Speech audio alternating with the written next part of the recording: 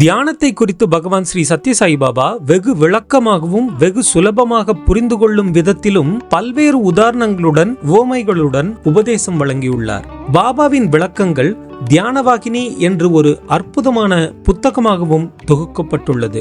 ஒருமுகப்படுத்துதலே தியானம் என்று மக்கள் பொதுவாக புரிந்து வைத்துள்ளனர். ஒருமுகத்தன்மை என்பது புலன்களுக்கு கீழே உள்ளது, ஆனால் தியானம் என்பது புலன்களுக்கு அப்பாற்பட்டது. நாம் புலன்களுக்கு கீழே இயங்கும் நிலையில் இருந்து புலன்களுக்கு அப்பால் பயணிக்க வேண்டும் என்கிறார் பாபா. தியானத்தை நோக்கிய பயணத்தில் 3 நிலைகள் உள்ளன. ஒருமுகத்தன்மை, ஆழ்நிலை கவனம், தியானம்.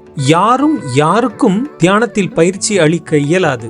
ஒருவர் மற்றவருக்கு தியானத்திற்கான ஆசனம், சுவாசிக்கும் முறை அல்லது பாணி ஆகியவற்றை கற்பிக்க முடியுமே ஒழிய தியானம் என்பது ஒவ்வொருவருக்குள்ளும் நிகழ வேண்டிய அகச் செயல்பாடாகும் என்று விளக்குகிறார் பகவான் ஸ்ரீ சத்யசாயி பாபா.